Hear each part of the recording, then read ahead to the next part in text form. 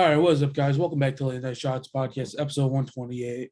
We got Final X coming up tomorrow in Stillwater, so it's only half the matches. We're just going to be running through that tonight. We got 15 good matches, headlined by Snyder, Olympic champ, Jayden Cox, and Thomas Gilman. So we're going to be seeing some good matches there.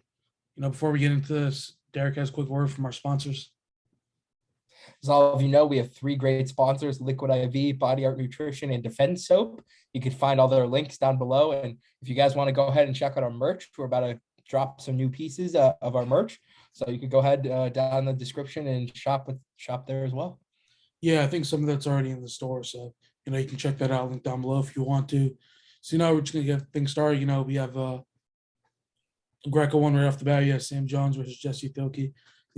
Jones has been on this team for a while. So have they both. So, Derek, you can go crazy with this one. Opening pick, I'm going to let y'all know now. I'm going to have some bold predictions. I have my own personal thoughts and opinions on some of these matches. You might not agree with me, but, my point, I might be wrong. I might be right. Y'all can flame me on Twitter after the fact. Sam Jones, two matches to 0. He's taking it home. He's going on the world team. Yeah, this is one of yours I'm going to agree with. I think it's close. Yeah. I think competitive. I think it might be head to match 3, but I don't see it going like that. Next we have Devin Gilford versus Jillian Mccoy. Gilford has been around forever. Mccoy is young, coming onto the scene. I know she wrestled Kylie Welker, I think, in the World Team Trial semifinals, where I think Welker pinned her pretty early, then she ended up beating Kennedy Blaze to make the team. So quite solid, should be a good one. I think Gilford's going to come out on top. Yeah, I don't really know if it's going to go to match 3. I do think it's probably sweep, though, here also. I'm going to agree with you on that one as well. All right, now we have, a big one. Colton Schultz, has been on the scene for a long time, first making Final X in 2019, where he lost to Adam Kuhn there. He lost to Adam Kuhn with the 2021 Olympic team trials also. I think first match was NATO Tech. Second match was 3-3 on criteria for Adam Kuhn. Schultz made his first world team last year. He fell to Jacoby Kajaya of Georgia, Olympic silver medalist, 5-2, if I remember correctly. They met in the opening round.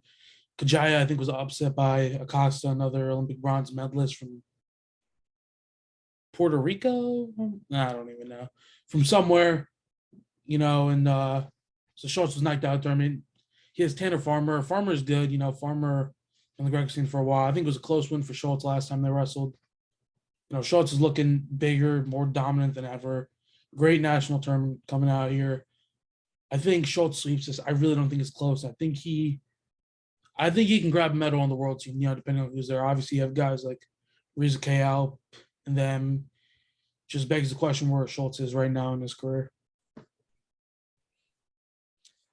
I'm going to agree with you partially, but I think Tanner Farmer, I think he's going to get a match. I do think Colton Schultz is going to end up being the victor here. I do think, he will make it, to the world team. And I do see, like you said, maybe getting a medal. It's going to depend on where he lands in the seeding. But yeah, I'm going to say Schultz is going to win the first match. Farmer's going to, take what he learned after the first match, come back for the second. And I think he's going to get a close win, maybe on criteria. And then I think Schultz is just going to use his power and his size and close out match 3. And obviously punch his ticket to the world team. Agree to disagree there. I think it's kind of a sweep. But, next one, I think a lot of people think headlines it. J.O. back in Stillwater. Recently, I tweet, I will die before I give up a match in Gallagher Arena. He's taking on Zayden Rutherford. Let's see how this goes. Derek, you can go on this one first. As everybody knows who watches this, I'm a big Penn State guy. I grew up being a Penn State guy. And, I've seen Zayden Rutherford wrestle in person a couple times.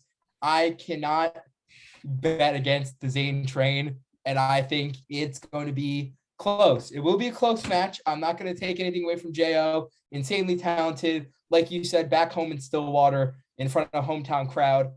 But I do think it's going to be 3 matches. I think this is going to be one where we're going to get 3 really quality really close wrestling matches, but I do think Zayn's going to take the win on match 3.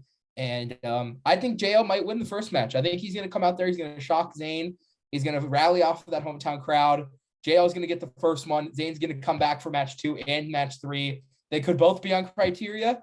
They could be blown out of the water. You know, you never really know watching 2 high-level guys, but I definitely think it's Zayn Train going up to the world team. You know, they've met in the past. JO has the history. You know, I think last time they wrestled up at 70 kilos, 2-2 for JO. JO cuts massive weights. The size really isn't as much of a factor as it is for Zayn, but it goes one of 2 ways. Either goes exactly like Yanni versus Zayn did in 2019, with Zayn just finessing 2 matches there. Oliver might steamroll him. I think Zayn by far was the more impressive guy at the World Team Trials. I think the way he put it on Pantaleo was impressive. I think what Jo did to Deacon was impressive too, but I think Zayn takes this one. I think he takes it in 2. In 2. I think it's okay. I think if Oliver wins the match, it's going to be the first one. It's not going to be the second one. Even if he does, I'm not betting against a guy like Zayn Rutherford. You know, he's dialed in now. You know, obviously 2021 was what it was. I think he might have made the team down at 65 again, but, you know, things happen. He's up at 70 now. James Green's gone, so. And the way Pantaleo put on Oliver 3 times in a row, too, kind of just wants me to pick Zayn here, so I will go with Zayn. You know, JL might just come out on fire and just bully him for 2 matches, but taking Zayn in 2 here. Interesting. I'm going to go Zayn in 3. Like I said, I really do think JL is going to rally that first match, and he's going to take that home crowd energy, and he's going to put it behind everything, and he's going to get that first match. But like true Penn State fashion, the back 2 matches, he's just going to absolutely clean up. Pat Smith versus Benji Peak. This is a good one. Pat Smith's a returning world team member. You know, took out Kamal Bay in that crazy best of 3 series in 2019. Got tech the first match, won the next 2 to make a world team. You know, Kamal Bay's back and find Lex this time up at 77. I think this match is 72. I don't know if the weight class is down. Benji Peaks looks good. You know, Derek can go with this one. Like you said, I mean, Pat Smith is a guy you can't count out. I mean, obviously he had that crazy upset over Kamal Bay. Kamal Bay took his ban right to the chin. He's took his punishment. He came back. Obviously, you know, he has a lot of potential, like you said, up at 77. And obviously he's wrestling in New York City. So I think, you know, it's going to be another Pat Smith show. I think this time Pat Smith's going to have a little bit of an easier match than Kamal Bay. I think it's going to be 2 matches to 0, and Pat Smith punches the second ticket to the world team. I'm going to go completely underwear in this one. Benji Peak in 3. Okay. I have no reasoning behind this, but, you know, it is what it is. Next up, Lexi Basham versus Abby Nette. So, I mean, Derek. Yeah. I mean, obviously there's a lot of really exciting women's matches in Stillwater. I mean, obviously you have 2 absolutely bombshell matches. Obviously you'll see them down at the bottom here when we get closer to the end. I don't really know a lot about these 2 girls. I mean, I'm sure I'm kind of throwing fire here. I'm going to take Basham in 3.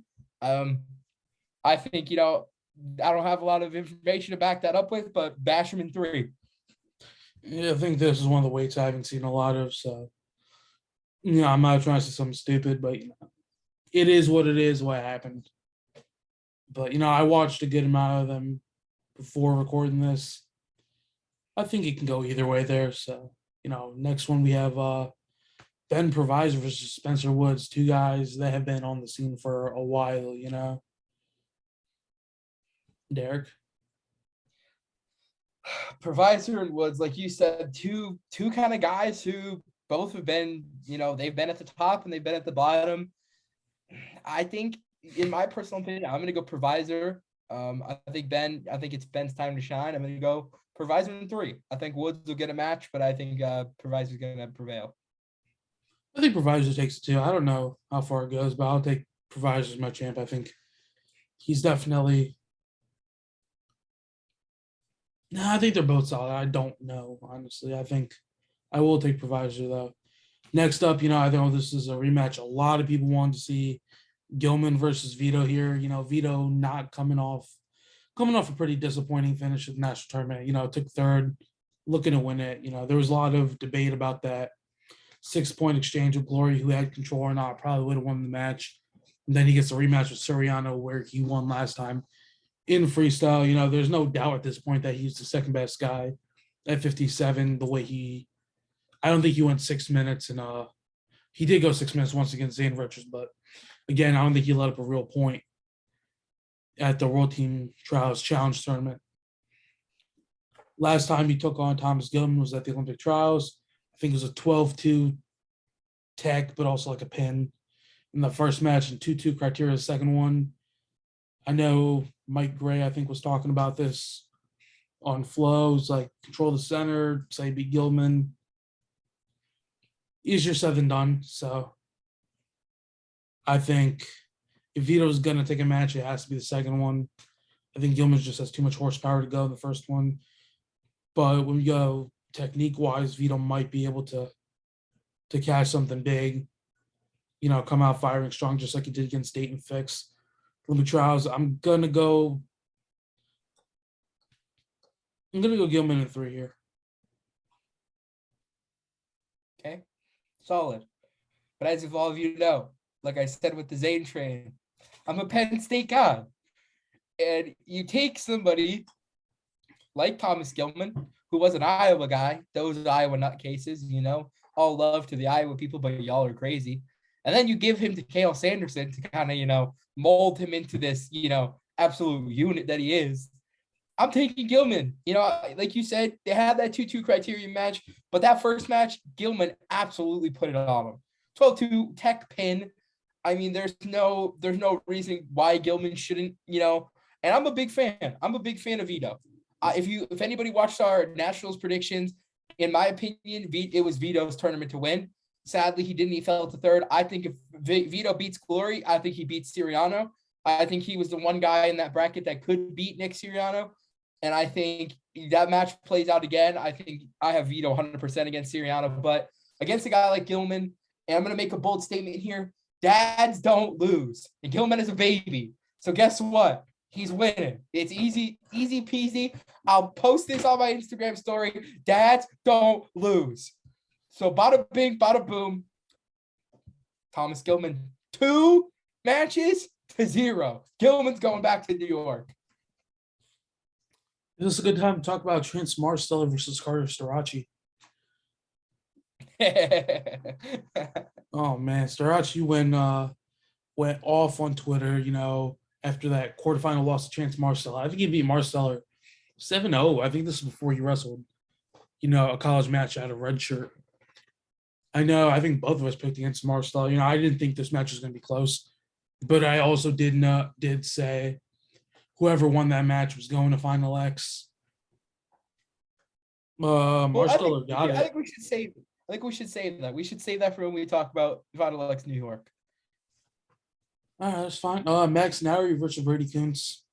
I don't think this is too competitive. Brady Kuntz might shock me. I think this might be Max Nowry's good. I think this might be a little bit average. So I'm going to go Nowry into. Solid choice. When I finally, when I got this list and I saw these Final X matches, I was thinking to myself, Brady Kuntz, the same Brady Kuntz that goes to Ohio State. Honestly, not the best folk style wrestler. Good wrestler, not the best folk style wrestler. So I see him wrestling Greco at Final X. I'm a little bit impressed. So do I think he's going to win? No. But I do think he will get a match. I'm going to say, I'm going to go Norway in 3. I think Kuntz will take match 1. But 2 and 3, no, the max is match to win. Oh, let me do this one first. Let me go first on this one. I go crazy. Next match. Oh boy. Mr. Second place himself, Dayton Fix versus Seth Gross. In my opinion, Dayton, he's having a rough time. I think Seth Gross is going to take this in 3. Seth Gross, Dayton Fix, Seth Gross in 3. I think it is in Stillwater. Same situation with J.O. I think Fix is going to come out fire in that first match. Gross is going to make the adjustment for the second. Third match is going to be Gross again by criteria, 2-2 criteria to be exact. And I think Gross is going to win.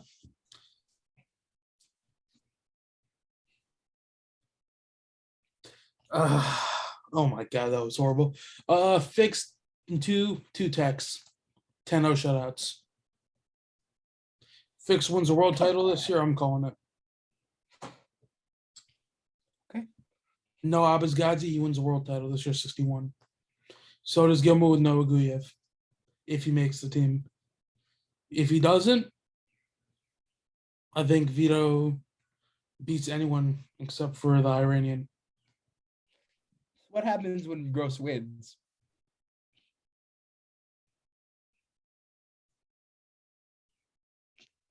He won't. Twitter's going to flame me. Last time after they that wrestled, it one. was 11-0 tech for Fix. I don't want to hear it. All right, next Fix and match. freestyle is another animal. Plus, they're in Stillwater. I promise you. But you bet against J.O. in Stillwater. So how does that make any sense? Huh? Yeah, one's You bet wrestling against Zane J.O. Rutherford. True. What was the score last time they wrestled? I did bet against Jo, but I said it would be close. 12-2 tech pin or a 2-2. But that was It different. was 2-2, yeah. 2-2. You know what the score last time Dayton Fix and Seth Gross wrestled was? 11-0. I heard 11-0 tech. It was bad. It was a beatdown. All right, I'm changing my mind. I'm taking back what I said. Dayton in 3. Okay, I think Gross is gonna win 1. No, I'm not even done with this. No. Do we remember what happened in 2019? What Dayton Fix did to Thomas Gilman? Yeah. 9-1. True. And then a 5-3, I think it was. That was a sweep. True. Okay. All right, I give it to you. Thank you. Dayton fixes the water. Freestyle, he is a different animal. I'm going to give it to him in 3. I still think Gross is going to take a match. That's your opinion versus mine, but I do think Dayton will win. And like you said, probably will win the world tournament. I'll be impressed if Gross scores a point. No disrespect. I think Dayton gets a lot of shit for no reason, though. I don't think this match is close. I don't think anyone at 61 could challenge him. I'm talking about Suriano. I'm talking about Nette. And I'm talking if Gilman decides to go up or something like that. Nobody touches him. Next, we have Jakarta Winchester versus Jenna Burkett. This big revenge match. Burkett fell in match 3 to Helen Maroulis at the Olympic trials. She ended up taking out Jakarta Winchester at the World Team Trials in match 3, I think it was. Jakarta, 2019 world champ. She's got revenge coming, so you can go on this one. Winchester in 3.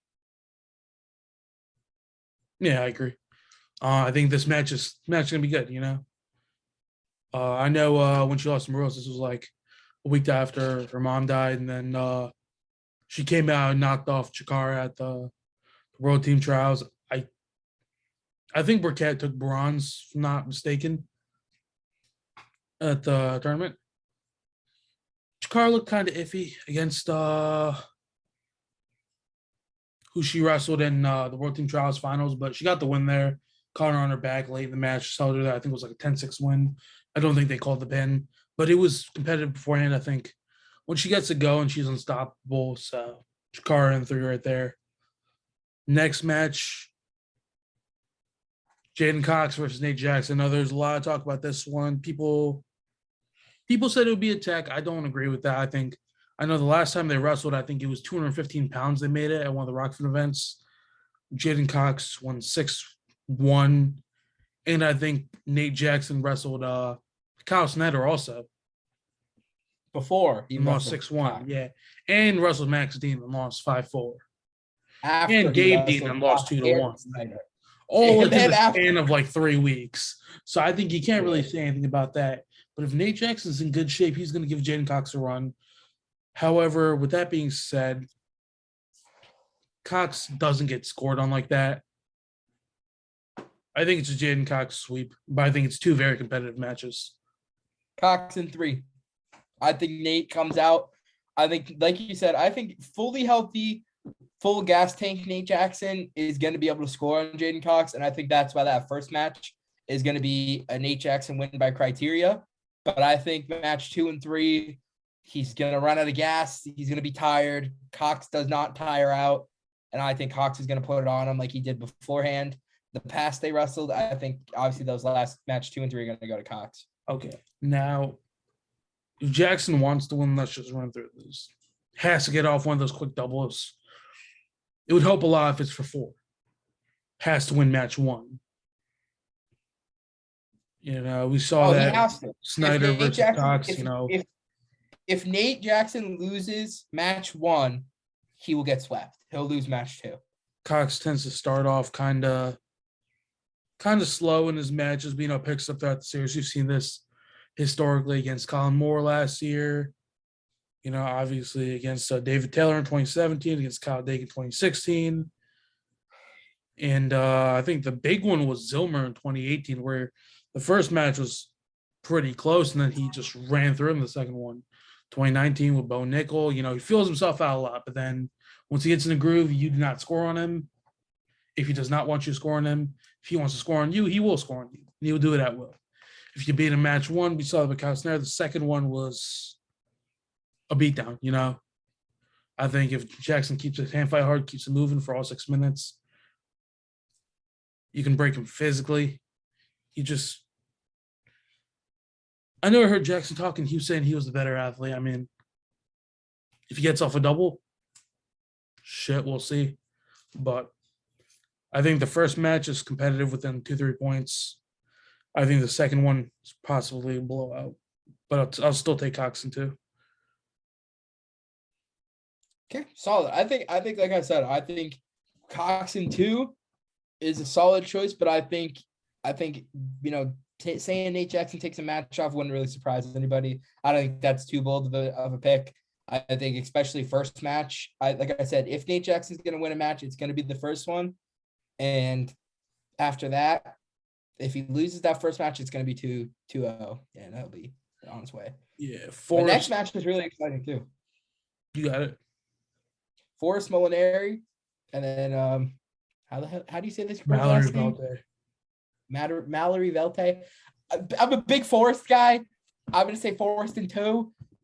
Big Forrest fan. I think she's absolutely insane. I think it's her time to kind of go back to what she was doing. And I think it's an easy 2-0. I'm not gonna lie to you. The last match I saw Forrest was when she got attacked by Kennedy Blades. But where is Kennedy Blades actually? I think she's injured and Kylie Walker. They're both injured. I know Kylie's injured. Really? Sure. That's rough. Yeah. I'll take Forrest. I don't know how long it goes. I'll say 2 also, maybe 3. If Velte can pull something. No, she looked good though at the World Team Trials Challenge room. I was impressed. Forrest is good. I think, if you can keep your emotions in check, just stay calm and she'll take it, no problem. I think getting back on the podium and the world stage is kind of going to be the issue here. But next, we have, personally, I want to say the best wrestler in the country right now. We got Kyle Snyder. We got Colin Moore. You got his self-proclaimed younger brother, Derek. You don't think Snyder's the best in the country? This pains me. I hate this matchup. Oh, I really do. Never mind. No.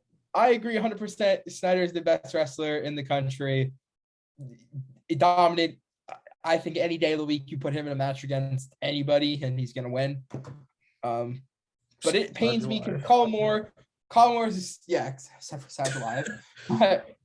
Colin Moore, he was super nice to us. Great guest on the podcast. Super nice guy. I hate to do it. I hate to. Colin, if you see this, I'm so sorry. I believe in you, but I gotta go Snyder in 2. He might tech you twice. I have Snyder in 2. I don't think he techs him twice. I think Moore's conditioning is really underrated. We saw that at the Olympic trials. But I agree I with do have that. Snyder too. The second match was like 5-1. I think Snyder, he knows how to shut down Snyder's offense. He just Because doesn't know they how to score his trade own together. points. They trade together for so long. I think everybody forgets that this is probably one of the worst in the US versus US guys. This is probably one of the worst matches for Snyder. No chance he loses, but this is a guy who knows his offense, knows his defense, who has trained and practiced with him Snyder for really years. doesn't have a defense like that. Yeah. Like if you get to his I mean, legs and you about to finish, he's not going to do anything crazy. I think that's where Cox presents a lot of problems.